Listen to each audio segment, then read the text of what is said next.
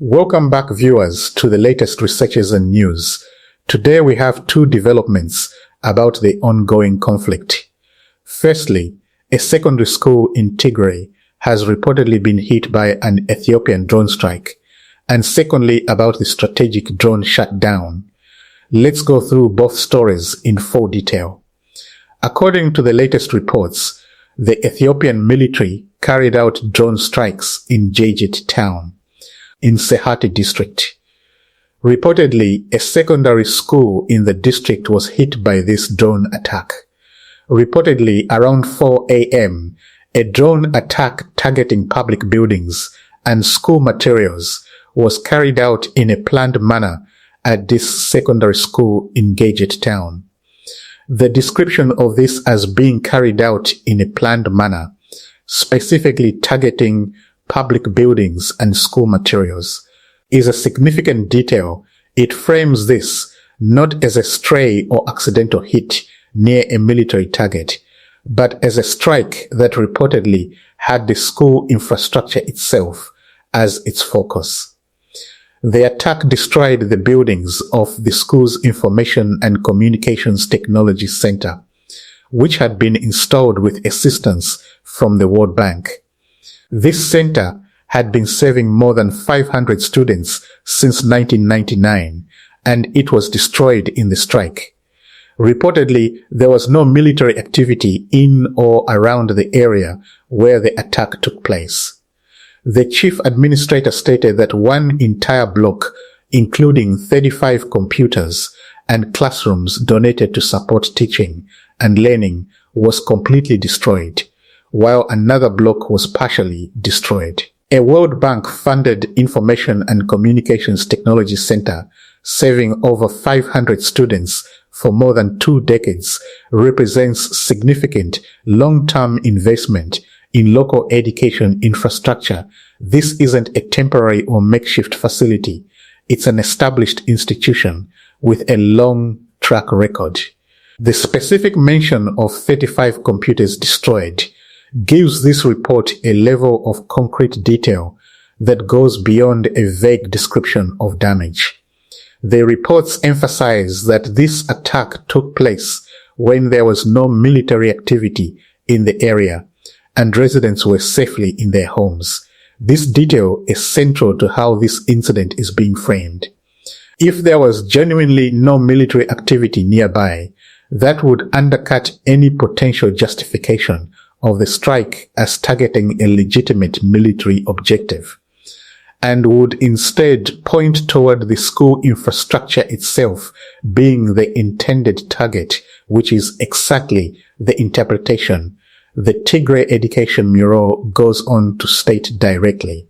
According to the Bureau, this action is part of a campaign to destroy the education sector in Tigray as a weapon of war. The Tigray Education Bureau strongly condemned the attack and called on the international community to stop what it described as atrocities committed against Tigray and to work toward ensuring accountability.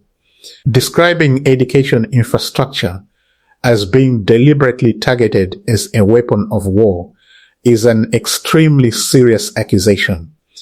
If accurate, deliberately destroying schools separate from any military objective would represent a clear violation of protections civilians and civilian infrastructure are supposed to have under international humanitarian law. As with the other serious civilian harm allegations we've covered throughout this conflict, this claim comes from one side's official bureau, and independent verification from international observers or human rights organizations would be important in fully establishing what happened here.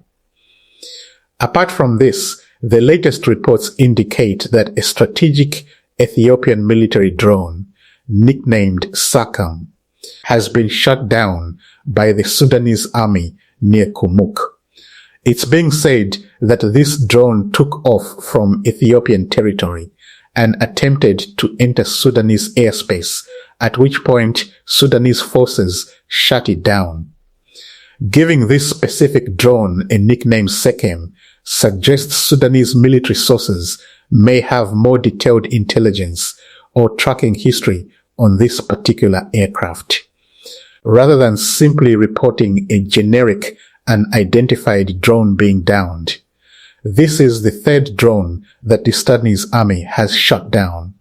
We've already updated you on the first two incidents, which also reportedly took off from Ethiopian territory.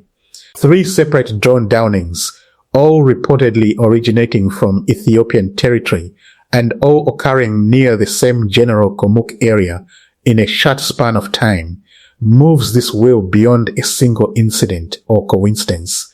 This is now an established repeating pattern, reinforcing everything we've already told you about the Esosa Airport runway renovation, the Emirati cargo flights, and the earlier confirmed Akensi drone debris, all pointing towards sustained aerial activity being run from Ethiopian territory into Sudanese airspace. Sudan's civil war between the Sudanese armed forces and the Rapid Support Forces continues, and the Ethiopian government is reportedly supporting the Rapid Support Forces. Alongside this, Tigray region continues to be hit on a daily basis.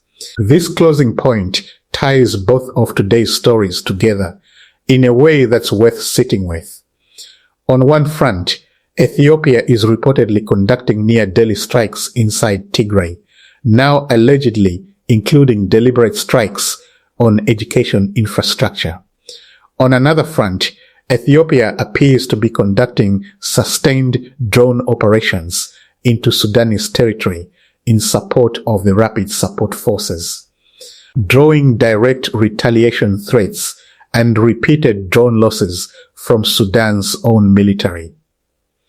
This reflects exactly the kind of multi-front overextension we discussed in our earlier video, mapping out Ethiopia's various conflicts, a government simultaneously escalating pressure on Tigray while deepening its involvement in a completely separate war across its western border.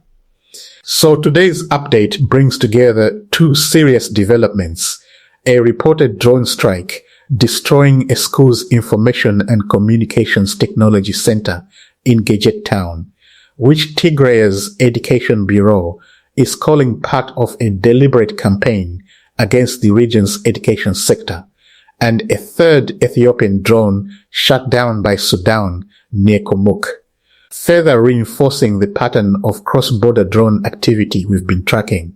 Both stories reflect the same broader picture, a conflict expanding in scope and intensity across multiple fronts at once.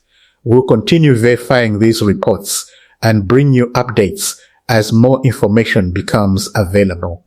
Subscribe to our channel and hit the bell icon so you don't miss the next update.